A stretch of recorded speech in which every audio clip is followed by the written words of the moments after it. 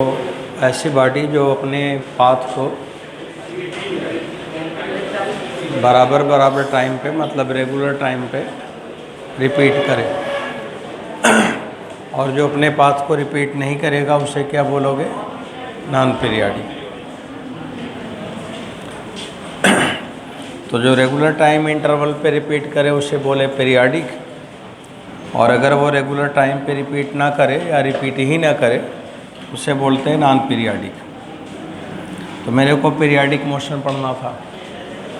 अब periodic motion में दो मोशन था, एक था कंटिन्यू और एक था टू एंड फ्रो मोशन। तो जो हम लोगों ने टू एंड फ्रो लिया था, मतलब आना और जाना, तो इस मोशन में टू एंड फ्रो मोशन के तमाम एग्जाम्पल थे। तो इसमें एक मोशन आप लोगों ने पढ़ा था ऑसिलेटरी, कल पढ़ा था।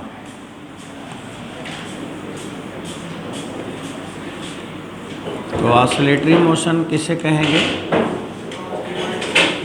जिसमें रिस्टोरिंग फोर्स तो होगा, लेकिन वो कैसा फोर्स होगा? कांस्टेंट होगा। तो यहाँ पे ये टू एंड फ्रो मोशन है अंडर कांस्टेंट रिस्टोरिंग फोर्स। तो ये आपका ऑसिलेटरी मोशन है। अब हमें पढ़ना है हार्मोनिक मोशन। तो यहाँ भी रिस्टोरिंग फोर्स होगा।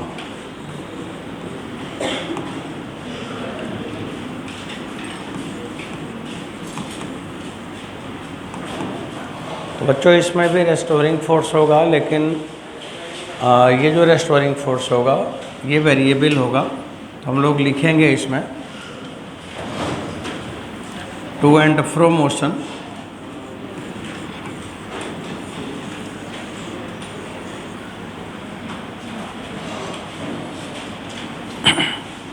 या आप केवल मोशन लिख दो, पीरियाडिक मोशन लिख दो।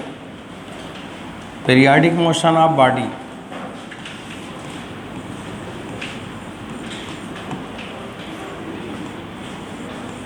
यहाँ पे लिखेंगे पीरियाडिक मोशन ऑफ बॉडी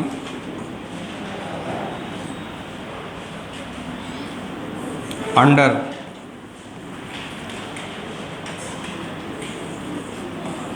उसमें लिखा जाता था कांस्टेंट रेस्टोरिंग फोर्स, और यहाँ पे लिखेंगे अंडर वेरिएबल रेस्टोरिंग फोर्स।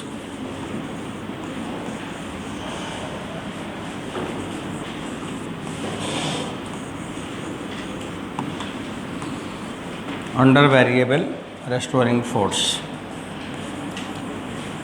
अब ये जो रेस्टोरिंग फोर्स है वो किस पे डिपेंड करेगा? मतलब ये किसी चीज़ का अपोज करेगा। रेस्टोरिंग का मतलब क्या समझते हैं आप? अपोज करना। अब वो किसी चीज़ का अपोज करेगा, तो किसका अपोज करेगा? जब हमेशा ये फोर्स क्या चाहता है? कल आपने पढ़ा था कि फोर्स हमेशा क्या चाहता है कि बॉडी मीन पोजीशन पे रहे, लेकिन जब वो मीन पोजीशन से दूर जाने लगेगा तो फिर वो फोर्स क्या करेगा? उसे लौटाने लगेगा। अब जितना ही ज़्यादा दूर जाएगा उतना ही ज़्यादा फोर्स लगेगा। जैसे मैंने कल बोला था कि 8:10 हो गया तो अलग फोर्स था, 8:20 हो गया तो अलग फोर्स था, 8:30 हो गया तो अलग फोर्स था। तो फोर्स का वैल्यू अलग अलग था कि नहीं था? बताया था ना, एक कोई कहानी सुना रहा था। तो ऐसे यहाँ पर भी है कि बॉडी वो फोर्स क्या चाहता है कि बॉडी मेन पोजीशन पे रहे, और अगर मेन पोजीशन से वो आगे जाने लगेगा तो जितना ही आगे जाने लगेगा, जितना ही दूर जाने लगेगा, उतना ही फोर्स को क्या होना चाहिए? बड़ा होना चाहिए, ज़्यादा फोर्स होना चाहिए ताकि वो लौटा सके। तो इसका मतलब ये फोर्स किस पे डिपेंड करना चाहिए? बॉडी के पोजीशन पे। जब वो मेन पोजीशन पे रहे तो फोर्स वहाँ पे नहीं लगेगा। मेन पोजीशन पे है तो क्यों लगेगा? वो तो चाहता ही है कि मेन पोजीशन पे रहे। लेकिन अगर वो मेन पोजीशन से दूर जाने लगेगा तब फोर्स बढ़ने लगेगा। तो इसका मतलब ये पोजीशन पे डिपेंड करेगा।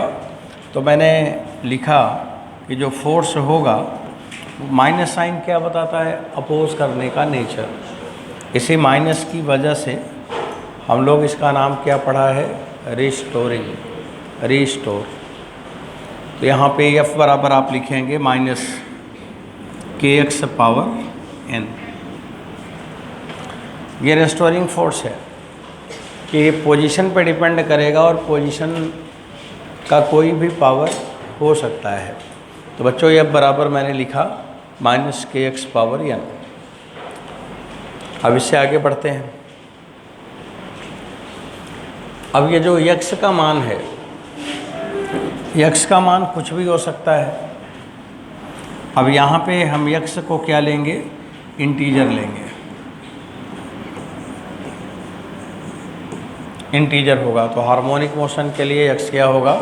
इंटीजर। सुनो इधर, ये वाले दो फैन तो चला दिया करो ना, दो क्यों बंद करते हो? और उसको बताओ कि जो ये देखो उस पर कितना मिट्टी लगा, हाथ लगा के जरा छुओ। आगे वाला बताओ, दिखाओ मिट्टी लगी है कि नहीं लगी है। तो बच्चों x क्या है? इंटीजर है। अब जैसे मान लो कि x का मान 1 हो जाए तो मोशन कैसा होगा? हार्मोनिक होगा, मतलब माइनस के एक्स पावर 1 हो जाए। अब अगर n का मान 2 हो जाए, n यहाँ पे n होगा, x नहीं, क्या होगा? n होगा। तो n इंटीजर है। इंटीजर माने 1 2 3 4 कुछ भी हो सकता है। अब अगर n का मान 1 हो जाए तो भी क्या होगा? हार्मोनिक होगा। और अगर n का मान 2 हो जाए तो 2 इंटीजर है कि नहीं? तो हार्मोनिक होगा कि नहीं? और अगर 3 हो जाए तो? अब देखो यहाँ पे n इंटीजर है। अब ये इंटीजर दो टाइप का होगा बच्चों, इंटीजर दो टाइप का होगा। एक होगा ऑड इंटीजर और दूसरा होगा इवन इंटीजर। तो ऑड इंटीजर और इवन इंटीजर, जैसे इंटीजर में 1 2 3 4 भी इंटीजर है? नहीं, इंटीजर तो सारे हैं, लेकिन हमने इसमें कौन कौन इंटीजर का नाम दिया है? इवन और ऑड। अब जैसे मान लो n इसमें इवन हो जाए और n ऑड भी हो सकता है। ऑड में जैसे मान लो n का मान 1 है, 3 है, 5 है, 7 है, 9 है, ये सारे पावर और भी बहुत सारे पावर। और अगर इवन इंटीजर है तो n का मान 0 तो छोड़ दो, क्योंकि x पे डिपेंड करेगा तो 0 हम क्यों लेंगे? अगर आप n का मान 0 ले लोगे तो कौन सा मोशन हो जाएगा? ऑसिलेटरी। n का मान अगर 0 ले लेंगे तो कैसा मोशन होगा? ऑसिलेटरी। अब इवन में फिर n 0 छोड़ दो, 2 हो गया, 4 हो गया, 6 हो गया, 8 हो गया, और भी बहुत से नंबर होंगे। तो मैंने लिखा कि फोर्स वेरिएबल होगा और ये फोर्स किस पे डिपेंड करेगा? पोजीशन पे। जैसे जैसे पोजीशन बढ़ेगा, जैसे जैसे बॉडी मीन पोजीशन से दूर जाएगा, वैसे वैसे रेस्टोरिंग फोर्स बढ़ेगा ताकि उसे लौटा सके। अब ये x के पावर n मैंने लिखा, जिसमें n का मान इवन इंटीजर भी हो सकता है और ऑड इंटीजर भी हो सकता है। अब ये समझना है कि कौन वाला हो सकता है। अब उसको जानने के लिए हम आपको एक एग्जाम्पल दिखाते हैं। एग्जाम्पल ये है कि अब जो बॉडी मोशन करेगा वो हमेशा जिस पोजीशन पे रहना चाहता है वो मीन पोजीशन है। बच्चों, मोशन करने वाला बॉडी, जो बॉडी मोशन में है, मोशन कर रहा है, उसे कहाँ रहना चाहिए? मीन पोजीशन पे रहना चाहिए। तो ये वाला पोजीशन को हमने मीन पोजीशन लिखा, तो यहाँ पे x बराबर 0 है। अब इसके बाद इसका x उधर जाएगा तो प्लस हो जाएगा और इधर आएगा तो माइनस हो जाएगा। अब हमने मान लिया कि जो बॉडी है, ये वाला बॉडी, इधर की तरफ जाने लगा। जब उधर की तरफ जाने लगा तो बच्चों x, अब हम इवन की बात करें, पहले इवन की बात करें।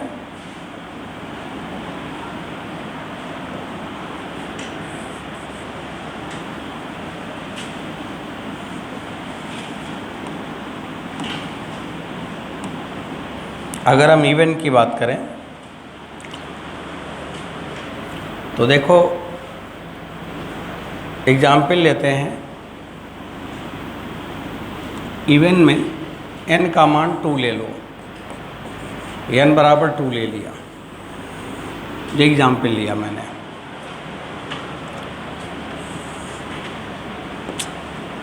n बराबर 2 ले लिया।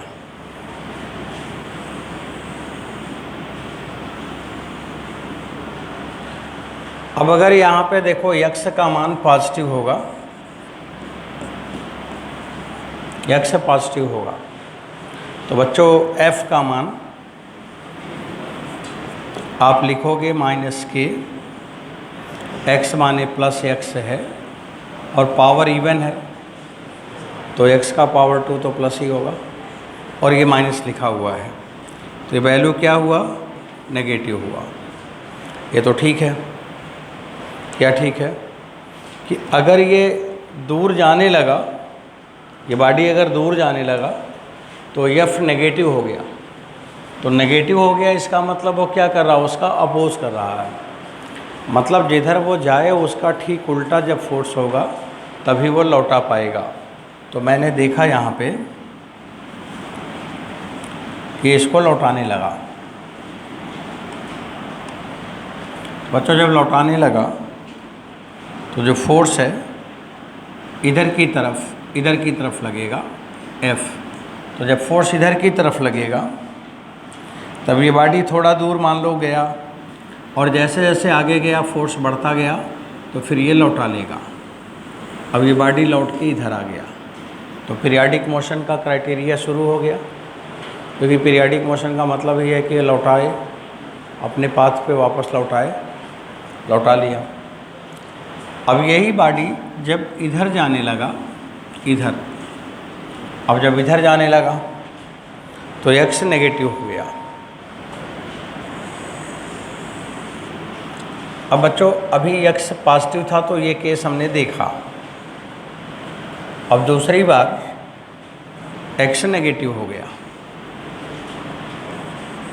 अब अगर x नेगेटिव हो गया तो f का मान माइनस k है। अब माइनस का स्क्वायर करोगे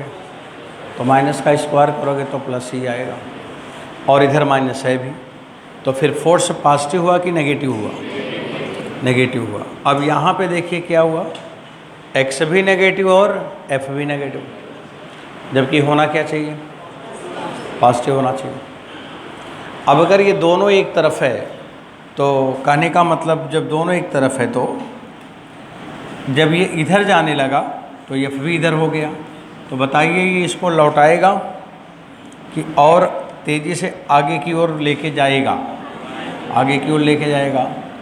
तो फिर ये मोशन इधर से तो लौटा ही नहीं पाएगा।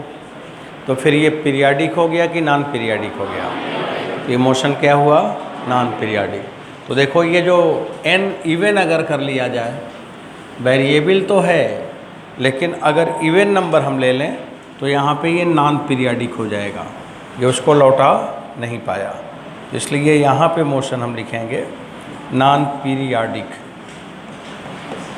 तो जब नॉन पीरियाडिक है तो हार्मोनिक ही नहीं होगा, ख़त्म हो गया, या नॉन हार्मोनिक लिख सकते हैं आप।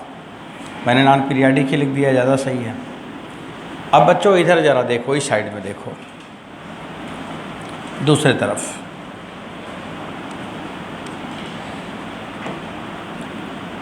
ये ऑड नंबर वाला समझेंगे हम लोग। अब देखो जैसे अभी हमने n को ऑड ले लिया, ऑड नंबर में एग्ज़ाम्पल हमने लिया, n बराबर कोई एग्ज़ाम्पल ले लो, चलो मैंने 3 ले लिया। अब बच्चों n बराबर 3 है, इधर देखो आप, तो तो जब इसमें x पॉजिटिव है तो f का मान होगा -k x पावर 3। तो जो f का मान है वो नेगेटिव आया। तो x अगर पॉजिटिव है तो f नेगेटिव है, तो ये लौटा रहा है, ये ठीक है। गड़बड़ी यहाँ पे हुआ था जब कि x नेगेटिव हुआ तो यहाँ पे f भी नेगेटिव हो गया था। अब इसमें देखते हैं क्या होगा। ये तो ठीक है। दूसरी बार अब x मैंने नेगेटिव ले लिया, तो जब x नेगेटिव ले लिया तो f बराबर होगा -k -x पावर 3। तो बच्चों माइनस का पावर अगर 3 कर दो ऑड नंबर तो वैल्यू माइनस आएगा, तो f का मान क्या हो जाएगा? पॉजिटिव। ये तो काम कर लिया, ये तो लौटा दिया। तो जब लौटा दिया तो फिर ये मोशन कौन होगा? पीरियाडिक भी होगा, और हमें पीरियाडिक में क्या पढ़ना है? हार्मोनिक। इसलिए ये मोशन क्या हुआ? हार्मोनिक। तो हमारा सिलेबस है मोशन कैसा होना चाहिए? हार्मोनिक होना चाहिए। अब हार्मोनिक में x को वेरिएबल होना चाहिए, और x के वेरिएबल में x का पावर क्या होना चाहिए? ऑड नंबर की इवन नंबर? ऑड नंबर होना चाहिए। अब जब हमने इसको ले लिया, यहाँ पे n ऑड ले लिया जाए, ऑड नंबर, तो इस f का डायरेक्शन बदल दिया जाए, क्योंकि जो मोशन हार्मोनिक है उसी का चित्र हम दिखाएंगे। तो जो इसको बदल दिया जाए, अब ये फोर्स इधर हो गया और ये बॉडी ऐसे लौट आएगा, तो ये मोशन हार्मोनिक हुआ। तो यहाँ पे f बराबर -kx पावर n है, और n क्या होना चाहिए? ऑड। अगर इवन है तो नॉन हार्मोनिक, और ऑड है तो हार्मोनिक। तो आपको ये बात समझ में आया कि f क्या होना चाहिए? वेरिएबल होना चाहिए, और वेरिएबल में x का पावर क्या होना चाहिए? ऑड नंबर होना चाहिए। आगे बढ़ें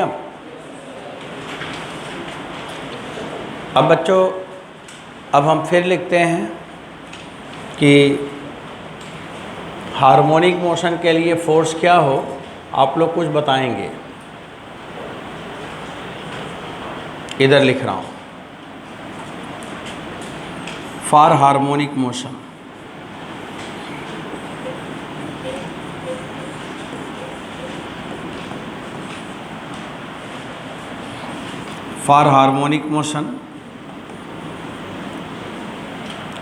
body moving under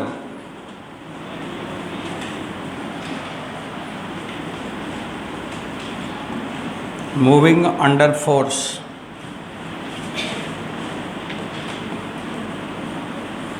मतलब वो बॉडी जब मोशन करे तो ये फोर्स होना चाहिए। जो फोर्स लिखा जा रहा है ना, इसे होना चाहिए, तभी वो मोशन हार्मोनिक होगा। तो अगर फोर्स ही नहीं होगा तो फिर हार्मोनिक का बात ही नहीं है। पहले तो फोर्स होना चाहिए अपोज करने वाला, और वो भी फोर्स कैसा होना चाहिए? वेरिएबल होना चाहिए। और वेरिएबल कैसे होना चाहिए वो लिख रहा हूँ। तो लिखा है कि for harmonic motion body moving under force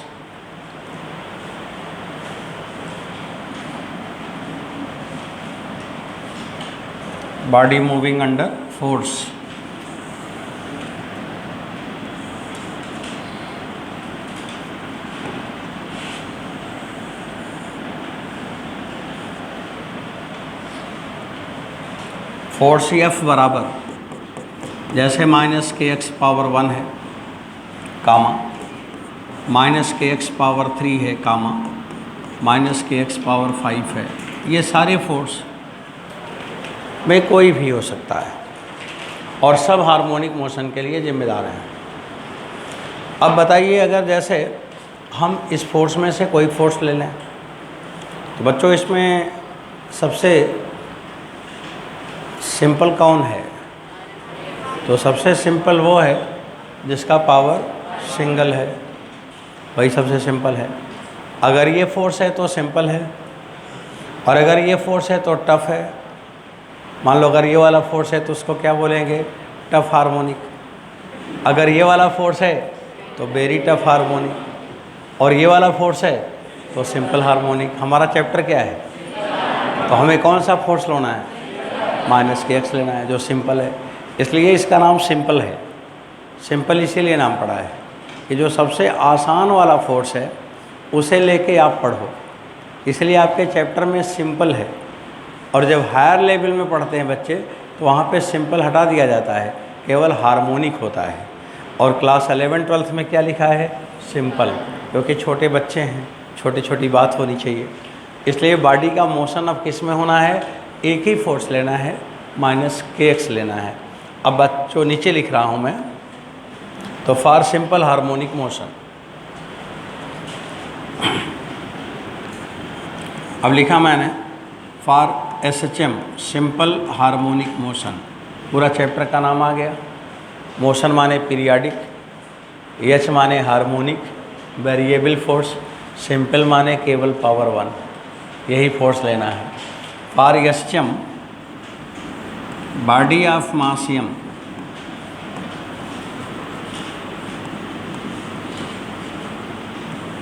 moving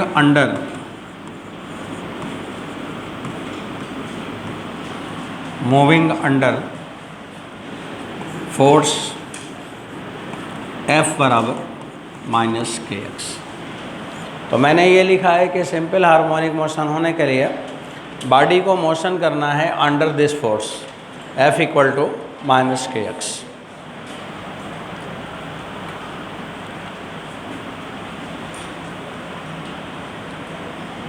body moving under force F बराबर माइनस के एक्स।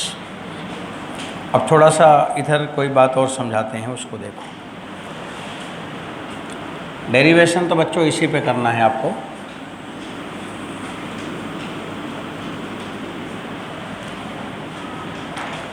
देखिए यहाँ पे जब बॉडी मोशन करेगा, हार्मोनिक मोशन करेगा, तो दो पोजीशन होती है, दो पोजीशन। ये बेसिक पॉइंट हम लिख रहे हैं जो हमारे दिमाग में आना चाहिए। दो पोजीशन है, एक है x बराबर 0 का पोजीशन और एक है x बराबर प्लस a का पोजीशन और एक है x बराबर माइनस a का पोजीशन। जहाँ पे a क्या है, मैक्सिमम डिस्प्लेसमेंट है, प्लस माइनस a, कहाँ तक वो मैक्सिमम जाएगा, तो इसे हम लोग क्या कहते हैं, मैक्सिमम डिस्प्लेसमेंट।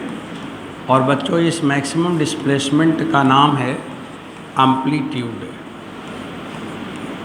वो मैक्सिमम कहाँ तक जा सकता है, इससे आगे बॉडी नहीं जाएगा।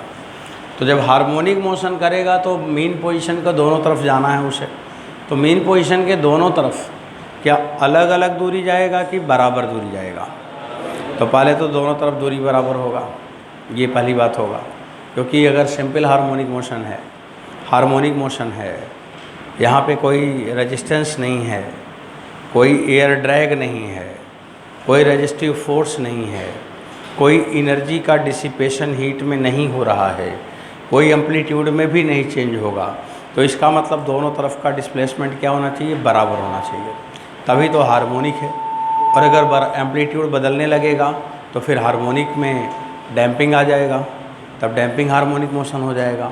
तो अभी हम लोग डैम्पिंग वैम्पिंग की बात नहीं कर रहे हैं, अभी ये बात कर रहे हैं कि रेगुलर है, दोनों तरफ बराबर चलेगा, कोई एनर्जी में लॉस नहीं होगा। अब यहाँ पे जब बॉडी इस जगह है, मेन पोजीशन पे है यहाँ पे, तो बच्चों जब यहाँ पे है तो F का मान 0 होगा। क्यों, आपने पढ़ा है ना के एक्स, और अगर x ही 0 है तो F का मान 0 हो गया। अब मेन पोजीशन ऐसा पोजीशन है जहाँ पे कोई फोर्स की ज़रूरत नहीं है, तो यहाँ F का मान अगर 0 हो गया तो बच्चों फिर मोमेंटम कंजर्व हो गया। तो सिंपल हार्मोनिक मोशन में भी मोमेंटम का कंजर्वेशन है, लेकिन मोमेंटम का कंजर्वेशन केवल एक जगह है, कहाँ, मेन पोजीशन पे। तो ये सवाल पूछा जाता है कि सिंपल हार्मोनिक मोशन में मोमेंटम का कंजर्वेशन होता है कि नहीं होता है, क्योंकि यहाँ तो फोर्स है, तो होता है केवल मेन पोजीशन पर और इसी पे पोजीशन पे मोमेंटम कंजर्वेशन के लिए हर एग्ज़ाम में क्वेश्चन पूछा जा चुका है। अभी वो सवाल भी देखा जाएगा। बच्चों, जब फोर्स जीरो है तो हम लोग समझ सकते हैं यहाँ पे असलेशन भी जीरो होगा, और अगर असलेशन जीरो होगा तो यहाँ पे जो वेलोसिटी है वो जीरो तो नहीं होगा, वो मैक्सिमम होगा। तो वेलोसिटी मैक्सिमम होगा। अगर वेलोसिटी मैक्सिमम है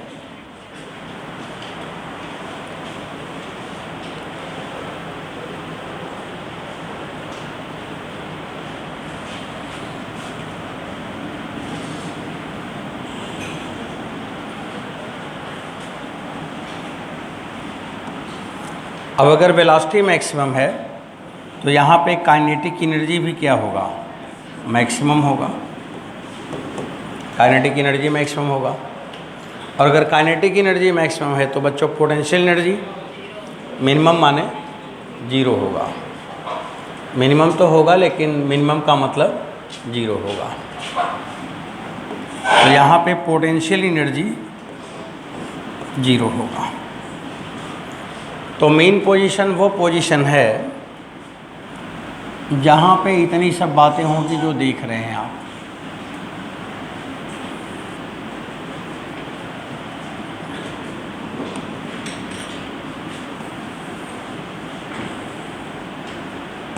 अब देखिए दूसरे पॉइंट और लिखे हैं यहाँ पे, समझिए बच्चों। इस जगह आपको बताना है कि जब ये बॉडी यहाँ से चलकर यहाँ पे जाएगा और फिर ये लौट कर आएगा ना, तो देखो मैंने क्या बोला कि लौट कर आएगा, मतलब यहाँ पे लौटेगा। तो लौटाया इसलिए लौटाया कि फोर्स यहाँ पे मैक्सिमम है, और लौटेगा तो v का मान जीरो है। सही है, v का मान जीरो है, और यहाँ पे काइनेटिक एनर्जी इसी के साथ जीरो हो गया, और पोटेंशियल एनर्जी बच्चों मैक्सिमम हो गया। बस हो गया, यहाँ की बात हो गई। अब यही कंडीशन यहाँ पे होगा कि जब ये लौटाएगा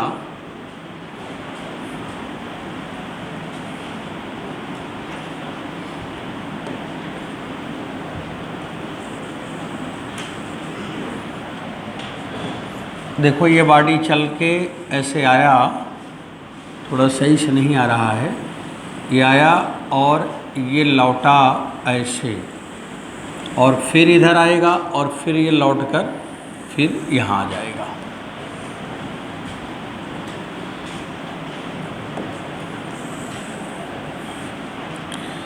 इधर ऐसे लौटेगा, ये लौट कर इधर आ जाएगा। ये केस है, ऐसे ये चलेगा। अब यहाँ पर जब ये जगह आएगा तो इसको आप बता दो, बताओ फोर्स क्या होगा, मैक्सिमम होगा। वेलोसिटी क्या होगा, जीरो होगा। काइनेटिक एनर्जी क्या होगा, जीरो होगा। और पोटेंशियल एनर्जी मैक्सिमम होगा। सही है। ये पोजीशन कौन सा पोजीशन है, मीन, और इसका नाम क्या है, एक्सट्रीम। तो इसका पोजीशन का नाम है x बराबर जीरो, जो है ये मीन पोजीशन होता है। इसको लिखते हैं एमपी, ये एमपी है, और यहाँ पे बता रहे यूपी है। एमपी यूपी पढ़ रहा है। इधर जो है ईपी है। ईपी माने एक्सट्रीम पोजीशन और एमपी माने मीन पोजीशन। तो दो पोजीशन हम पढ़ेंगे, या तो एक्सट्रीम पोजीशन पढ़ेंगे और या तो मीन पोजीशन पढ़ेंगे। सवाल जैसा होगा वैसा देखेंगे। अब बच्चों एक बात और सुनो, दूसरी बात सुनो।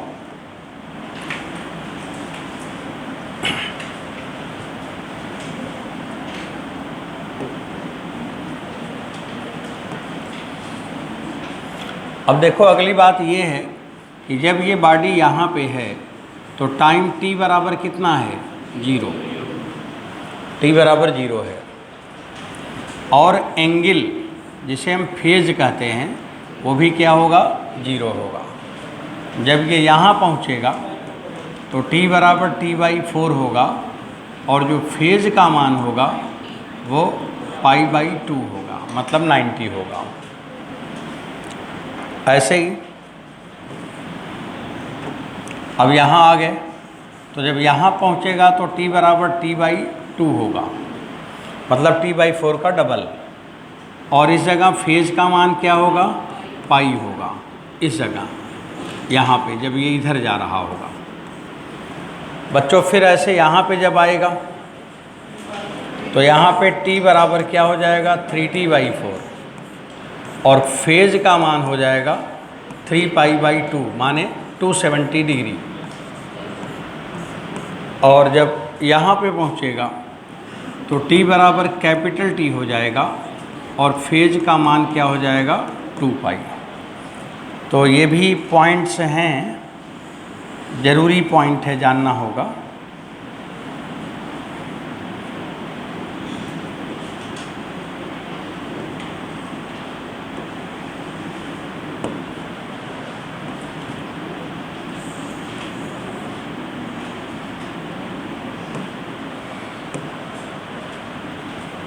बाकी सब ठीक है। तो बच्चों ये तो आपकी कॉपी में होना चाहिए, ज़रूरत पड़ेगा, मतलब कॉपी में नहीं होना चाहिए, दिमाग में होना चाहिए, जहाँ ज़रूरत पड़े तो आप समझ के बता सकें। इंफॉर्मेशन देख लो सब, यहाँ पे फिर से देख लो साफ साफ। ये मीन पोजीशन है, मीन पोजीशन है, एक्सट्रीम पोजीशन है, सभी जगह कितना फेज है। यहाँ का फेज है π/2, यहाँ का फेज 0 है, यहाँ का फेज पाई है, यहाँ का फेज 2π है, इधर का फेज 3π/2 और टाइम 3t/4 है। ये तो बेसिक फिनोमेना हो गया। अब हमें इसका यूज़ करते हुए, समझते हुए ये बात को आगे बढ़ाना है। अभी हमने क्या माना था कि कोई बॉडी है जो सिंपल, कोई बॉडी है जिसका मास कितना लिखा था, m, और वो सिंपल हार्मोनिक मोशन में है। और अगर सिंपल हार्मोनिक मोशन में है तो उस पर जो फोर्स लगेगा वो कितना लगेगा, -kx। तो बच्चों उसी लाइन से अब आगे बढ़ते हैं। अब पूरे लोग ध्यान से इधर देखते जाना, मैं भी लिखता जाऊँ, आप भी लिखते जाएं साथ साथ। तो शुरू किया जाए।